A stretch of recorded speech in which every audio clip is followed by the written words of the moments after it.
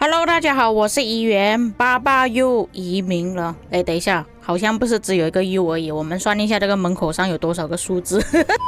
这边快速介绍一下为什么要专门去提爸爸这个玩家呢？那他是在国际服第一个拥有11战力的玩家，而且他也不是光靠有钱而已，平时也是会去打仗的，所以他的击杀战力还有阵亡呢，其实都是在很高水平的。但问题是，他去到的每一个王国几乎都会灭亡。以目前来说，他去过的王国目前还有活跃或者是还活着的，就是289。其他的王国都已经从先锋陨落了。其实上个赛季的时候，他专门移民过去3281，想要建立自己的王国。没有想到仅只是过去打一个赛季而已，他可能是觉得那个王国不太适合他还是怎样。后来他就执行了一个叫红苹果计划，他打算要移民去其他的王国，但是并没有说到底是哪一个王国。他当时候所发出来的邮件是说会跟21的大哥一起移民过去，然而3281的 KVK 已经开始了。他们的账号依然还留在3281，那可以看到3281除了那个21战力的账号之外，还有2个小号，平均是 3.6 亿，然后爸爸这里也是留下了2个账号，平均2亿左右，唯独看不见爸爸的大号，也就是11战力的账号。那其实爸爸之前都是用2个账号在打仗而已，其他都是小号。现在你们画面上看到的另外一个账号其实是从960那边买过去的。后来看到讨论区有玩家分享爸爸的11账号已经移民过去2429了。那我认为爸爸这一次移民过去呢，其实应该也只是想要帮他的朋友去打仗而已。在之前我跟各位介绍过2429这个王国比较多中东的玩家，比方说阿拉伯或者是土耳其的玩家，所以2429可能会让爸爸觉得比较有归属感吧，就比方说我们华人会移民到华人王国这样子。就是这一次比较罕见的，没有看到他带上其他的账号，只有他自己的账号而已。因为在上个赛季打 KVK 3的时候，他就有讲到可能是他觉得最无聊的一次 KVK 啊，因为那个 KVK 3呢只有黄庭有战斗而已，尽管他们已经进入了征服赛季，但是敌人跟 KVK 3是没有区别的，可能他是真的觉得太无聊了吧，所以就暂时移民过去2429。因为爸爸移民过去，所以大多数玩家都觉得说2429应该也是活不久了。在这个游戏里面，你可以不相信任何东西，你可以不相信议员所讲的东西，但是爸爸诅咒你肯定要信。那其实2429也是刚新进的先锋王国，如果爸爸的出现而导致到这个王国灭亡的话，其实有点遗憾啦。但是既然他们可以开门给爸爸进来这个王国，也就表示说他们可能已经真的准备好了，或者不在乎爸爸的诅咒也说不定。当爸爸落地了之后，他就买光了所有的金箱子，这个画面是 Peppa 那边分享的。这种大哥基本的操作他还是会有做到的，不过对爸爸来说，这个也只是他的一点点零用钱而已啊，根本不在乎。当地的2429玩家也是盛情招待，然后开始搬资源给他了。那你们觉得说爸爸这一次移民过去会不会导致到2429灭亡呢？在说完了爸爸的事情之后，我们接着就要说王国的事情了。那2429结束 KVK 应该有一段时间了，他们跟2268是差不多同一个时间结束的。如果是根据时间推测的话，估计他们在下个星期就会跳出报名了。那假设说365还有1175他们不报名 KVK 的话，很大可能会跟他们碰上。那刚好我在录音这个影片的时候，看到讨论区 Peppa 跟 Mr. Hope 那边似乎是已经约好要一起打架了。那各位不知道他们上次发生什么事情的话，可以去看我的影片。简单的来说，就是上一次2429也是有跟2377战斗，然而2429他们是输掉了 KVK。 他们之前说过什么东西我就不知道啦，我是看到这个截图 Mr. Hope 他是开始先说话的，他说要不要再打多一次2429对上2377的 KVK。 Peppa 这里是接受了 Mr. Hope 的邀约，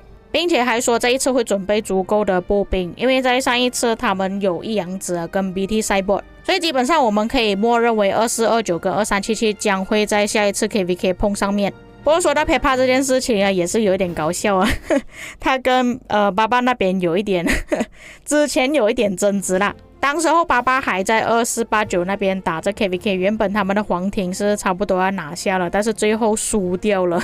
就是在那一场 KVK Peppa 就把他的名字改成妈妈 TC Attack 2， 但是现在爸爸跟他在同一个王国里面，我问他们会不会吵架啦。我们回来说王国的事情，刚刚说到2377嘛，那2377最近也是移民了一个比较大的账号，那个账号就是 AD 的账号啊，他这个账号也是很能打的。不过我个人其实比较希望2268能够加入他们下一场 KVK 啊，毕竟这几个王国是在同一个时间结束 KVK 的嘛，我觉得他们匹配在一起的可能性比较大，除非又选择不同的地图啦。至于365跟1175，我就不确定他们会不会报名成功啊，因为他们已经被强制报名了。所以我觉得365跟1175要跟这3个王国碰面会比较困难一点，但假设这几个王国真的能够碰面的话，我觉得会蛮精彩的。那现在我们来看一下这几个王国的实力。我们先看2377的数据，那可以看到2377其实他们也只是用单一组盟而已，虽然是先锋王国，但是真的只有一个联盟而已，活跃人数跟之前的先锋王国差距特别大。虽然他们只有一个联盟而已，但是可以看到他们的击杀其实也不低了，这里的击杀有 1.8兆，副盟的击杀数就稍微少一点点，有6855亿。下一个王国2268，那我原本以为2268的战力会比较高一点，没有想到他的战力其实还蛮低的。我不确定他们是不是内部发生什么事情啊，他们就连副盟的战力也是特别低。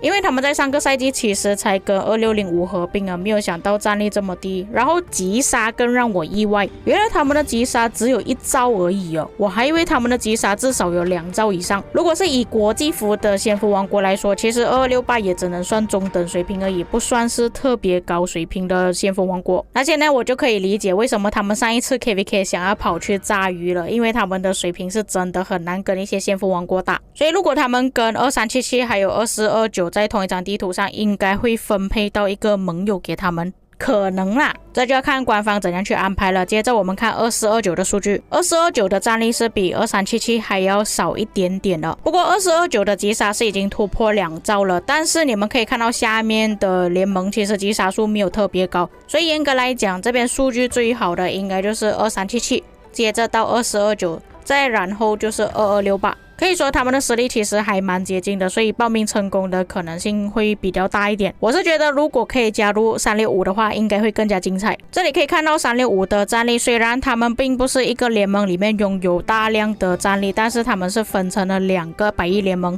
然后我们玩家一直说365快要死掉了，但是你们可以看到365的击杀其实还是有2兆以上的。如果可以分配到同一张地图的话，就非常精彩了。